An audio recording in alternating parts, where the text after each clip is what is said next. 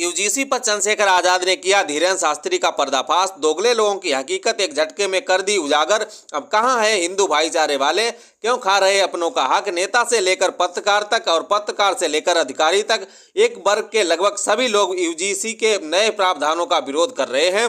लेकिन कुछ दिन पहले तक हिंदू राष्ट्र बनाने वाले और जात पात की विदाई करवाने वाले गायब वो अब नहीं कह रहे कि सबको एक होना है, सबको नेक होना है। इसी पर चंद्रशेखर आजाद का गुस्सा सातवें आसमान पर पहुंच गया है। उन्होंने पहले बिना नाम लिए हिंदू राष्ट्र के लिए यात्रा निकालने वाले धीरेन्द्र शास्त्री की क्लास लगाई, फिर बाकी लोगों को धोया। जो भाईचारे की बात कर रहे थे कि हम सब लोग भाई हैं, हिंदू हिंदू भाई भाई है, जात पात की करो विदाई, हिंदू हिंदू भाई भाई। अब ये जब आपके दलित पिछड़े भाइयों को अधिकारों के संरक्षण के लिए कुछ मिलने लगा है, वो भी आपसे ही बचाने के लिए कि आप उनका जाति आधार पर उत्पीड़न न करो, तो कहां गया भाईचारा आपका? वो भाईचारे वाले लोग निकल के आए। जब भी SC ST OBC के लोगों को जब मंडल कमीशन आया था तो भी ये भाईचारे वाले लोग ही थे जो चाहते थे कि वो पिछड़े वर्ग को लोग सशक्तिकरण ना हो, उनके लिए अलग से कोई जो है स्पेशल प्रोविजन। सवाल उठ रहा है कि क्या यूजीसी के नए प्रावधान लाकर सरकार फंस गई है, क्योंकि उनके सबसे बड़े वोट बैंक को इससे बड़ी नाराजगी है। बीजेपी की छात्र इकाई ABVP इसके खिलाफ प्रोटेस्ट कर रही है। बीजेपी के कई नेता इस्तीफा दे चुके हैं। ज्यादातर सवर्ण पत्रकार इसका विरोध कर रहे हैं, सवर्ण सोशल मीडिया इन्फ्लुएंसर विरोध कर रहे हैं और अधिकारी भी इस्तीफा दे रहे हैं। इस पर चंद्रशेखर आजाद बनाए हुए हैं और कह रहे हैं कि ये लोग जातिगत भेदभाव करना चाहते हैं, इसके लिए इनको दिक्कत हो रही है।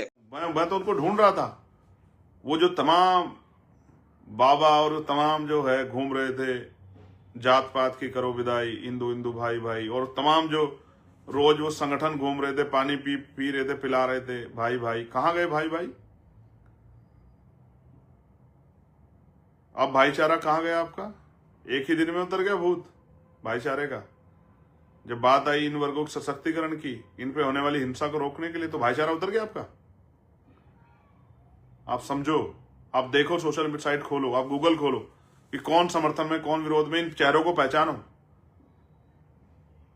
कुछ अधिकारियों ने सामान्य जाति के इस्तीफे दिए, वो जानते हैं कि कुछ बदलाव नहीं होने वाला, कोई नुकसान नहीं हो रहा, फिर भी इस्तीफे दिए कि सरकार प्रेशर बने।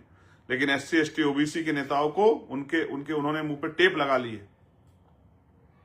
ये भी समाज को देखना चाहिए कि जो इस तरह के आधार पे जो सरकार द्वारा कानून जो है गाइडलाइन बनाएगी, जो उस पे जो सहमति से गाइडलाइन बनी, उन पे जो है वो पक्ष नहीं रख पा रहे हैं, तो वो आपके कितने हितैषी हैं? और कौन है जो आपके लिए हर तरह की मुसीबत उठाने के लिए तैयार है, हर तरह के चैलेंज, जान को दांव पे लगाने के लिए तैयार है? कौन सा संगठन है, कौन सा दल है? ये आपके सामने किसी के मुंह से आवाज नहीं निकल रही है। सबको अपने वोटों की फिक्र है, किसी को इस कमजोर दलित पिछड़े आदिवासी समाज की फिक्र नहीं है, और जिनको फिक्र है वो आपके सामने। आप देखो, YouTube चैनल देखो जिनको आप रोज देखते हो, पत्रकार देखो जो आप देश में आके लिबरल के नाम पे जो है आपके सामने बहुत सारी चीजें रखते हैं, लेकिन आज वो भी जो है सत्यता के साथ नहीं खड़े हो पा रहे हैं।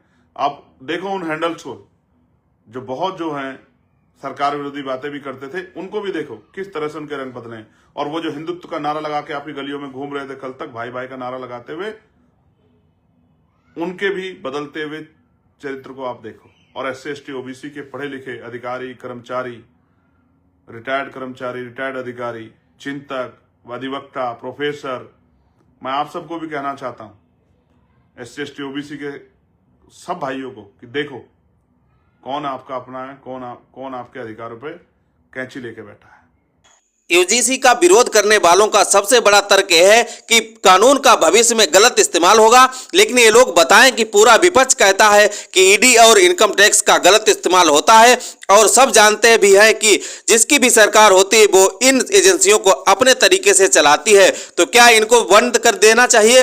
कई लोगों को 302 के मामले में गलत फंसा दिया जाता है, तो क्या 302 की धारा खत्म कर दिया जाए? कई महिलाएं 376 का गलत इस्तेमाल करती हैं, तो क्या महिला सुरक्षा के कानूनों को खत्म कर दिया जाए? ये किस तरह का तर्क है कि कानून का गलत इस्तेमाल हो सकता है, इसलिए कानून ही ना बनाया जाए? सोचिए, जो लोग कुछ दिन पहले एक हिंदू राष्ट्र का झंडा उठाकर चल रहे थे, उनके पीछे सबसे बड़ी भीड़ ओबीसी समाज की ही थी, लेकिन अब वो सब खामोश हैं। अब कोई एकता का ज्ञान नहीं दिया जा रहा है। कल तक जो मुसलमानों के खिलाफ हिंदुओं को जगा रहे थे, वो अचानक सवर्ण बन गए हैं और उनके लिए बीजेपी सरकार खराब हो गई है। कल तक जो लोग सरकार के हर कानून के फायदे गिनाते थे, वो इस कानून के नुकसान बता रहे हैं और बड़े साफ साफ शब्दों में समझा रहे हैं कि अगर हिंदू राष्ट्र बनेगा, दलित ओबीसी का क्या होगा। फिलहाल आप लोगों की राय क्या है, आप अपनी प्रतिक्रिया जरूर दीजिएगा। चैनल पर आप नए हो तो चैनल को सब्सक्राइब करके वीडियो को लाइक और शेयर करें।